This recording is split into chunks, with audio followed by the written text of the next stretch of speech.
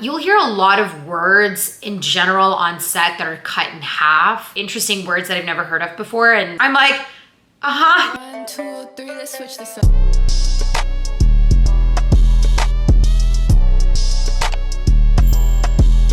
Hello, my little honeys. Welcome back to my channel. If you are new, my name is Anastasia, also known as your fave social media girl. I'm a Canadian actor based here in Toronto. I post videos about acting, self-love, body positivity, and of course, occasional vlogs. If you haven't done so already, please don't forget to subscribe. And of course, don't forget to turn on the bell notification button so you know every single time that I post, which is on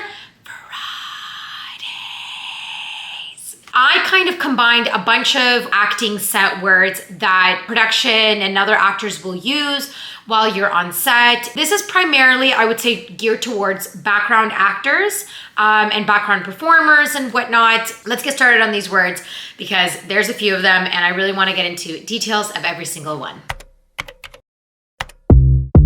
AD is short for assistant director. Third AD is usually the AD that will be taking care of the background people. They're the ones who are going to be telling you kind of what to do. When you come on set, the third AD will be like, okay, background, okay, great. We're going to get you and you and you over here. You're all going to be chatting. Let's get you three walking this way. That's what the AD is going to be doing with the background performers. On really big sets, we're talking like big Hollywood sets where there's like 300 crew members and stuff like that, they will actually have BG coordinators. So these are the people that will meet you, they will check you in, they will do your COVID test, your rapid test, they'll get you to fill out your paperwork, they'll take you to where your little area is of where you're chilling, then they'll tell you kind of like, okay, you're Anastasia, great, we're gonna get you in hair and makeup now because your scene is coming up soon, this and that. So the BG coordinator is someone that you can go to for any reason, whatever you need, if it's big sets. If not, then the AD is someone that you turn to for help when you don't have a BG coordinator. Call time means the time that you have to be on set. This will be used for everything. Call time for production, call time for main actors, call time for stunt performers, call time for like fight directors, whatever. This is the time that you are called to be on set. You'll hear avail. It's short for available. When I first heard it, I'm like, what the heck is avail? Why is everyone saying, are you avail? I'm like, avail? No, I'm a person. I'm like, what are you talking about? And I'm like, oh, avail, like available. I'm like, oh, haha. You'll hear a lot of words in general on set that are cut in half just to make it easier and faster for people to say stuff. So if you think it sounds like what it is, it most likely is. Sometimes you will hear as a background performer the word recall. This could even be on emails. Sometimes when you'll be leaving, the background supervisor might just be like, hey, we're gonna recall you. It means that you're gonna be called back again for set for the same thing that you were doing. And like not the same like scene, more so for the same show or for the same film. They do this a lot for continuity. They just wanna keep the same stuff. You most likely will be playing the same character. If you ever hear you've been bumped, it means that you've been upgraded, you're gonna be featured. It means you're actually going to get higher pay. So this could happen, let's say if you were a background performer and you were given a line, that is already a bump. So you've been bumped to a speaking role, which is now an upgrade, and you can use that as a credit. Your name will obviously be on there as well, they have to. And on top of that, you will then now get paid more because you actually say something. I've heard this before within background, they'll say, we need someone who's 18ly. It means that they're looking for someone who's actually 18 years of age, but can play much younger, so high school. Sometimes you won't even have to say anything. They'll just look at you and be like, great, you look like you're 16. How old are you? 18? Great, let's go. Most of the time, if you're there without a parent, that obviously means that you are 18, because if you're 18 and younger, you are not allowed to be there without a parent or guardian on set. If you know that you look younger and you can play younger, don't be afraid. Raise your hand because you never know. That actually might be a moment of where you get upgraded and you can get bumped. So raise your hand. You never know. You can get more money and you can even get a little maybe small speaking role or something. And that's awesome for you. So So the holding area is where the background is going to be hanging out until you're called on set. So that's kind of where all your stuff's gonna be. That's kind of where you're gonna be, your snack crafts table is. That's kind of, you know, where you're gonna be, your hair and makeup is gonna be happening as well. If you don't see signs saying where holding area is, just ask any of the set production people saying, hey, I'm looking for a BG or background holding area, or you could just say, I'm looking for the holding area. Once you're called on set, the AD will come to your holding area, pick specific people that they need, or take everybody depending on the scene. They'll take you to where you're going to be filming, you'll film, and then the AD will bring you right back into your holding area. So base camp is like the main area camp. If you drove yourself, like that's where your car would be. The holding area where all your stuff is, that would be at base camp. Base camp can sometimes be actually far away, like you need to actually get driven to base camp. Sometimes base camp is just a quick little walk away. So it does depend. That happened to me once. We had to be filming in this really cool restaurant, but because of where the restaurant was, there's no room to actually have all the big trailers and equipment and everything like out there. So instead they had to have a base camp like kind of far away where we actually had to be driven for like 10 minutes to get to the restaurant. And I didn't know this, so I left like everything. I left like my book, I left my phone, I left all that kind of stuff. So kind of figured that out, because then, you know, you're not gonna be able to go back to base camp. Nobody's gonna drive you back to base camp so you can get your phone and come back. That's not gonna happen. So just kind of figure that out. Even if base camp is not far away, you don't wanna risk walking away and then 5 minutes into you walking, they're like, where's Anastasia? We need her on set right now. And then you're like the lost background performer. Just figure out where base camp is, then kind of bring whatever you have to bring to when you're going on set. Second unit is usually where a lot of the stunt work is done and like small inserts are filmed. First unit is actually where the actual like scene work is happening and like the actual like lead actors are filming. So sometimes first unit and second unit are actually filmed at the same time in two different locations. So sometimes you'll hear someone being like, okay, I gotta go to the second unit, means that they're actually gonna go to a completely different other location where they're filming the stunts and all that kind of stuff. This is more so if you are a stunt performer and you're hired to be a stunt performer, you'll be most likely filming in second units. As a background performer, you'll always be in the first unit. Very rarely you'll be used in second units, but sometimes that does happen. So just kind of keep your eyes open and your ears peeled for when it's first unit and second unit and locations and where exactly you're going to be filming. So second team is actually specifically for people who are going to get booked as stand-in. So a stand-in is someone who is standing in for the lead actor. So it's quite hard to be booked in as a stand-in because you need to be literally almost like identical to the main actor. And then because you're the same height, the same sort of facial feature, the same body type, the same sort of outline as the lead character, they will then sort of adjust the camera based on you. And then when they'll say first teams, that means main actors. They'll say first team, come switch out with second team. So the actor would come up to me and they would be like, oh, so this is what you're doing. And I'd be like, yeah, you're gonna be sitting like this. Your camera's gonna be right here, blah, blah, blah. So I explained to them everything that the camera has kind of adjusted towards me, and then we'll switch out, and then they'll first team, which is the lead actors, they will do their scene. So stand-ins are literally almost like following around the first team quite often.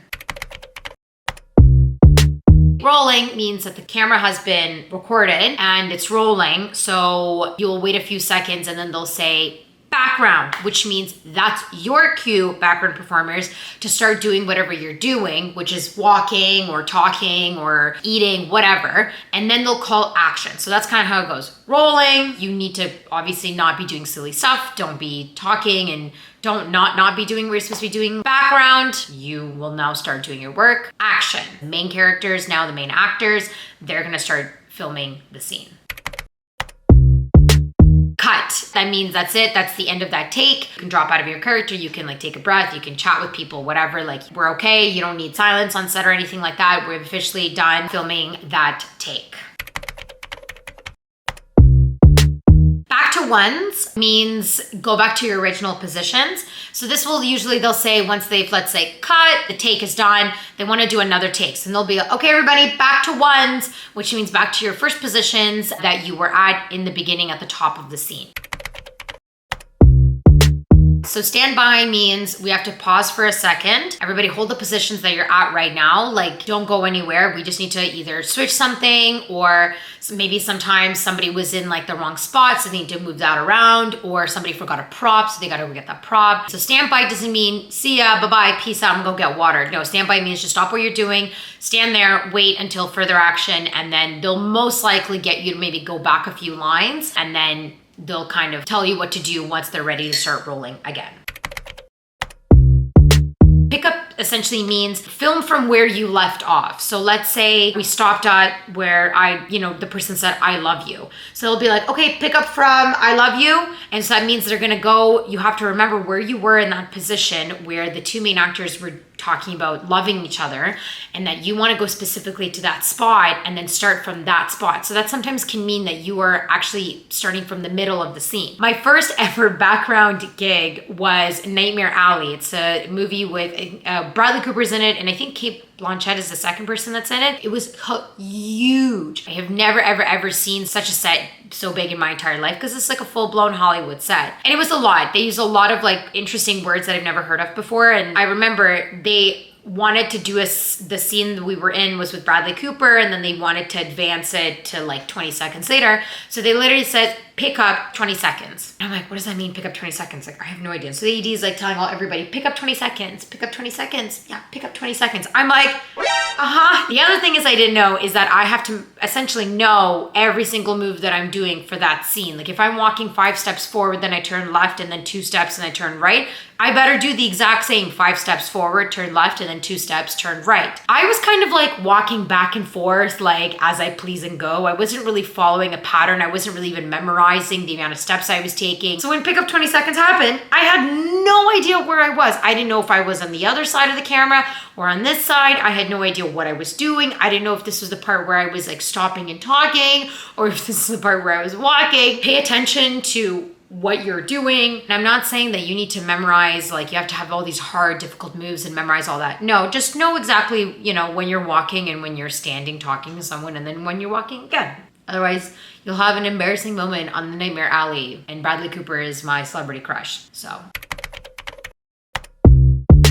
Matching just means that they want you to recreate the same thing that you were doing before. They'll be like, we need you to be matching. Can you match? Can you match? Are you matching? Just recreate the same thing that you just did. They want you to do it again. Many reasons. Sometimes they just want a safety shot just in case that you have it. Sometimes the first shot didn't work out well. This will be used either if you're a lead or a secondary role, a small speaking role, or background. This is just all the way around on sets. They'll use this for everybody.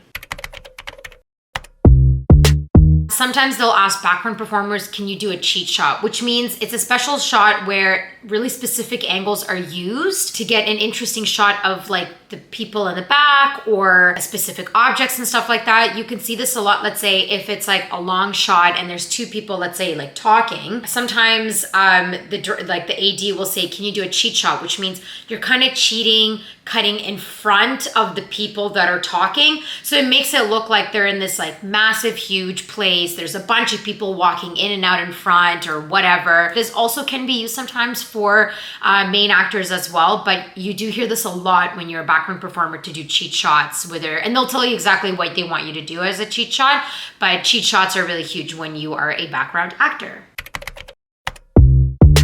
Sometimes they'll also tell you, they'll be like, okay, we need you to do a cross. It means we need you to directly cross in front of the camera. I remember the first times when I was doing background, I heard this and I was confused, being like, but am I not going to be blocking the view of the scene? And they're like, no, that's the whole entire point. Like, we want to show that there's a bunch of people around them crossing in and out. So don't be shy, don't be scared, walk right in front of it. Obviously, do not be looking into the lens of the camera, because I've seen some background people get excited that they're crossing in front of a camera and they want to be funny and they want to turn and be like, ooh, that's a big no-no, because you get into a lot of trouble. And then that goes back to your background agent, and just be professional. Don't do that. Third AD will tell you exactly what you're doing, like where you're walking from point A to point B. So don't worry about all the logistics of that until the AD tells you what exactly you're going to be doing.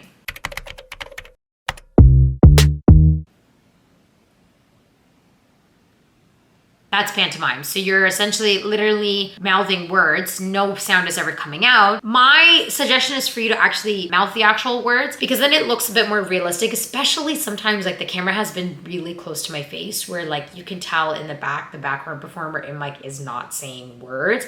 They're just doing this. Just mouth the words. Like have a full-blown conversation in your head and pretend that whatever the other person is saying, you understand what they're saying and you're answering their questions back. Wrap. They'll say, and that's a wrap, which means you're all done. They're done filming. They're either done filming for the day or they'll be like, and that's a wrap on Maddie, which means like that's one of the main characters and everybody claps and they're like, yay, that's a wrap on Maddie. And this brings us to the end of our video. So that's a wrap on this video. These are like the main background, like, no, I shouldn't say background. These are the main set terms that you will hear all the time. 90% of the time you'll hear them when you're a background performer. Sometimes you'll still hear them as leads. I will do another video where it's more so pertaining towards if you're a speaking role, there's a little different things that you'll hear sometimes that's important to know as well. Honeys, comment below what acting video do you want to see next? I'd love to hear your ideas and just kind of see which way I should go forward. So yes, let me know if there's any questions about these acting terms that I just said. And I hope you all are having a wonderful Friday and I'm going to see you all next week. Mwah. Bye, honeys.